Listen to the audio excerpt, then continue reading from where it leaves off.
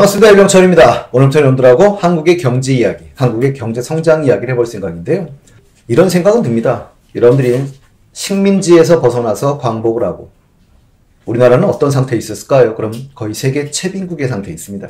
그런 상태에서 또 한 차례 전쟁을 맞이하게 됩니다. 그 얘기는 폐허가 되어버리지요. 이 상황에서 1950년대 한국의 경제는 어떻게 성장하게 되었을까요? 라고 말한다면 그렇죠. 원조를 받아서 먹고 살게 돼요. 물론 원조라고 할 때도 무상원조를 받게 됩니다. 그 원조를 누가 해줬을까요? 이렇게 말하면 주로 두 군데에서 해줍니다. 첫 번째는 유엔이 하게 되는데요. 유엔이 주로 해주고 유엔보다 더 많은 원조를 해준 곳이 바로 미국이지요. 그래서 우리나라 원조의 75%를 미국이 하게 되는데요. 사실은 그보다 더 많은 비중을 미국이 차지했을 겁니다. 그리고 이승만 정권 때 결국 일본이 패망하면서 돌아가면서 적산기업, 그러니까 적산불화라고 하는데요. 돌아가면서 그들이 자기들의 기업이나 자기들의 땅을 챙겨갈 수가 없었으니 이걸 나눠주게 되는데 현대사회 대기업들은 이걸 빌미로 성장한 기업들이 꽤 있지요. 현대도 그럴 거고요. 삼성도 그럴 거고요. SK도 그럴 거고 하나도 그럴 겁니다. 이때부터 우리나라에 뿌리 깊은 고질병이 생기게 되죠. 정경유착의 고리가 시작되는 시기이기도 합니다. 자, 여러분들이 이 시기에 새로운 용어가 하나 만들어집니다. 한강의 기적이라는 말인데요. 우리는 항상 한국의 경제성장을 한강의 기적이라고 표현을 하는데 사실은 독일 때문이죠. 독일이 2차 대전을 패망하고 난 다음에 고속성장을 하게 돼요. 근데 이 독일은 라인강을 끼고 있죠. 그래서 이걸 라인강의 기적이라고 부르게 되는데 장면 내각이 한강의 기적을 이뤘다가 아니라 우리도 강이 하나 있습니다. 한강. 우리도 한번 빠른 경제성장을 이뤄보자 라는 의미에서 했다가 아니라 한번 하자 이런 의미에서 한강의 기적을 이뤄봅시다 라고 얘기하게 됩니다. 그러고 난 다음부터 박정희 정권이 들어오면서부터 계속 한강의 기적이라는 용어를 사용하게 되고 1962년부터 외환위기를 맞기 전까지 한국의 고도의 경제성장을 표현하는 말이 한강의 기적이라는 용어를 사용하게 되죠. 그럼 대체 한국의 경제성장은 뭐에 기반을 두고 성장하게 됐을까요? 라고 할 때 제 개인적인 생각엔 교육열이라고 봅니다. 여러분들이 실제로 먹을 것도 없던 그 시대, 그 상황 속에서 밥을 굶어가면서까지 자식을 가르쳤던 교육열, 물론 교육을 받는다는 것은 쉽게 말하면 고급 인력을 양성한다는 뜻이고 고급 인력이 양성된다는 뜻은 생산성이 높아진다는 뜻이니 사실은 경제성장의 원동력이었던 것이죠. 부모님 세대의 그 희생을 토대로 자식의 세대가 사실은 혜택을 받고 있는 셈이었을 겁니다. 한국의 경제성장이라는 걸 연구하는 학자들은 한국의 경제성장을 얘기할 때 박정희를 빼고 말할 수 없다고 얘기를 해요. 물론 저도 박정희를 부정하지는 않습니다. 그러나 분명한 건 박정희가 경제성장을 한 것은 아니지요.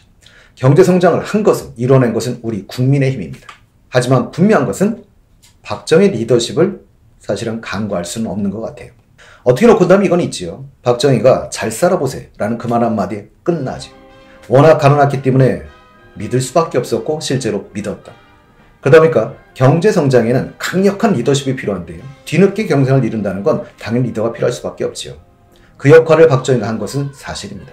그러나 경제 성장을 한다는 이유로 개발 독재가 이루어지게 되고 그 개발 독재 속에서 여러분들이 심각한 인권 침해가 나타났던 것도 사실입니다. 그 과정 속에 더더욱 정치권에서 경제를 주도하다 보니까 우리나라는 심각한 정경유착이 나타나게 되죠. 그래서 여러분들이 뉴스에서도 여러 번 만난 적이 있습니다. 정치자금 이야기죠. 007 가방에 여러분들이 만원권으로입니다. 7천만 원이 들어가고요. 신라면 상자에는 2억이 들어가요. 사과 상자에는 3억이 들어가는데 그걸 트렁크에서 주고받는 장면들. 그러고 걸리고 나면 갑자기 이게 만화책이었다거나 이면제였다거나 실제로 사과입니다. 이런 믿을 수도 없는 거짓말을 하는 나라. 근데 우리나라 국민들은 참 놀라우세요. 그것에 상당히 관대했던 나라였던 것 같습니다. 자, 그렇다면 우리나라는 물론 우리나라 경제성장은 박정희를 빼고 말할 수는 없는데요. 우리나라의 경제성장 전략이라고 하는 것은 어떻게 놓고 보면 박정희의 경제성장 전략이기도 하죠. 우리나라는 농업국가였었습니다. 농업국가에서 공업화를 추구하게 되는데 공업화를 추구하는 방식은 사실은 두 가지가 있죠. 한 가지는 내향적 공업화라고 하는데요. 내향이라고 말하면 안쪽을 바라본다는 뜻이니까 내수시장, 자국의 시장을 부흥시켜서 공업화를 이루는 방식인데 이렇게 말씀드리면 한국과는 워낙 동떨어진 얘기라 그런 나라가 있어요? 라고 물으시는 분들이 계세요. 그랬던 나라가 있습니다. 가장 대표적인 건 인도. 여러분들 보시면 알겠지만 인도의 인구는 14억이 넘지요. 소비시장이 워낙 많으니까 사실 바깥을 안 내다봐도 공업화가 가능합니다. 그래서 또 떠오르는 나라가 아르헨티나입니다. 1910년대 정도 떠올려보면 아르헨티나는 금 보유량이 세계 5위. 금이 돈이니까 무지하게 부유한 나라였었고요. 그리고 세계 7대 강국이기도 했습니다. 그런 아르헨티나는 여러분들이 알다시피 땅 넓고 그다음 부전장은 많고 외향적 공업화해야 될 필요성을 별로 느끼지 않았던 것이죠. 그래서 그 당시에 유럽에서 가장 못 살았던 나라는 이태리입니다. 기억나실지 모르겠어요. 이태리에서 아르헨티나로 엄마가 돈 벌러 갔지요. 아이가 엄마를 찾아가서 되돌아옵니다.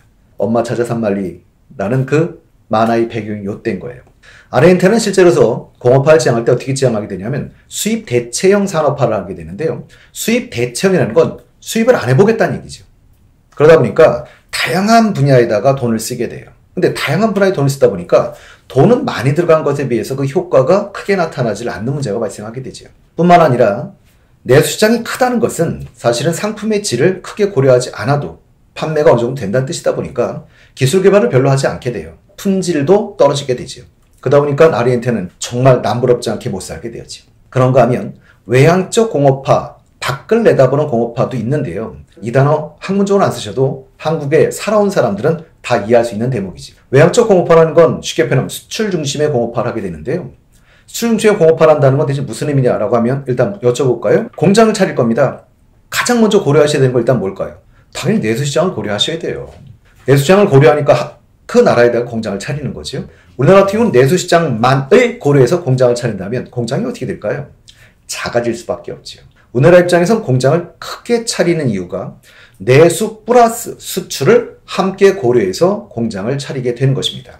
왜 그럼 공장을 자꾸 크게 차리려고 합니까? 규모의 경제라고 하는데요. 공장이 커지면 생산 단가가 낮아지게 돼요. 실제로 여러분들이 생각해 보신다면 우리나라 1950년, 60년대, 70년 초반까지도 외국 가서 물건 팔 때 이렇게 말하면 사줄까요? 품질 되게 좋아요. 여러분 거보다 좋아요. 사주세요. 그럴 리가 있겠습니까? 그럼 그나마 가서 부탁할 수 있는 건 딱 하나죠. 싸요. 그렇죠. 그럼 가격 경쟁력을 가지려면 커야 됩니다. 68년에 착공해서 73년에 완공하는 지금의 포스코. 포항제철 같은 경우 여러분들이 처음에 착공을 할 때 외국인들이 와서 딱 보고 놀래는 수준이 아니라 욕하고 갔다 그러죠. 미친 애들 아니야?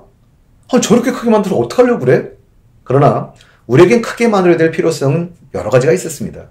좀 전에 말씀드린 것처럼 규모의 경제를 구현해서 일단 싸게 만들어야 살 길이 있었다는 점이고 실제로 박정희 같은 경우는 중화공업을 육성하고 싶은데 중화공업 예를 들면 선박, 자동차 이런 거 하시려면 기계공업 당장 뭐 들어가요? 철이 들어가야 되지. 이 철을 생산할 필요성이 있었기 때문에 어떻게 놓고 본다면 그 당시로는 무리수를 던진 거일 수도 있다는 얘기인 겁니다. 그리고 또 한 가지는 우리가 가난하잖아요. 이 가난하다 보니까 여러 군데 돈을 쓸 수가 없어요. 속으로 표현하면 몰빵입니다. 몰빵. 이 몰빵 여러분들이 어떻게 하시면 편하냐면 정의정도 정권 시대의 드라마들을 보시면 자식들은 많죠. 근데 가난합니다. 제일 문제가 되는 거 이 가난이에요. 가난. 누가 자기 자식을 가리키고 싶지 않겠습니까? 근데 문제는 소 팔고 논 팔고 가리킬 수 있는 건 딸랑 한 명. 그럼 누구 가리키죠? 장남은 서울로 유학 갑니다. 그럼 이때는 대체 어떤 생각이었을까? 이렇게 말하면 장남이 잘 돼서 성공하면 그래 동생들 장남이 돌봐줄 거야. 이런 식의 사고였던 거죠. 그러니 나눠서 여러 명에게 찔끔찔끔 해서 조금씩 가리키느니 누구 하나에 대한 몰빵. 그래서 이걸 보통 선성장 후 분배 정책이라고 하죠. 우리들이 경제학적으로 이걸 쿠즈네크의 U자형 가설이라는 데서 영향을 받았다고 표현하는데요. 그런 경제학적 표현이고요. 이 과정에서 우리나라도 뭐가 육성될 수밖에 없었을까요? 몰빵 해주니까 대기업이 육성될 수밖에 없어요. 수출 중심을 위해서 대기업을 육성하다 보니까 별 혜택을 다 주죠. 금융, 세제, 외환 혜택을 다 줍니다. 이렇게 혜택을 받아서 어떻게 놓고 본다면 긍정적으로 표현한다면 이런 평가를 내릴 수가 있지요. 일본의 소니, 이를 이기는 삼성과 LG 같은 기업이 나왔는가 하면 물론 동급이라고 말하기 좀 어렵겠습니다만 벤츠 이런 데랑 겨눌 수 있는 현대자동차를 만들어낸 것은 그런 힘이었을지도 모르겠어요. 긍정적인 측면에서는 그렇겠지만 부정적 측면도 있지. 가장 심각한 건 불균형일 겁니다. 실제로 30대 대기업은 고용을 5%밖에 창출하지 않지만 우리나라 GDP의 60%를 차지하고 있어요. 그러다 보니까 우리나라의 그 많은 중소기업들이 독자적인 기술을 개발하기보다 대기업의 아웃소싱을 토대로 그 기업들이 유지됐다는 이런 단점도 있고요. 또 한 가지가 수출 중심을 지향하다 보니까 이 대기업들이 수출하는 상품과 내수 상품의 질적 차이, 국민들에겐 애국심에 호소해서 물건을 팔아먹었다는 이런 단점도 있죠. 그리고 또 한 가지는 그로 인해서 발생한 불균형은 임금 격차도 심각한 문제지요. 대기업과 중소기업의 임금 격차를 비교했을 때 대기업을 100으로 놓고 본다면 중소기업은 60밖에 되지 않는 이런 심각한 불균형을 가져오게 되었습니다. 다음 시간부터는 여러분들하고 박정희 정권부터 시작을 해서 시대 순으로 어떤 일이 벌어졌는지를 확인해 보도록 하겠습니다.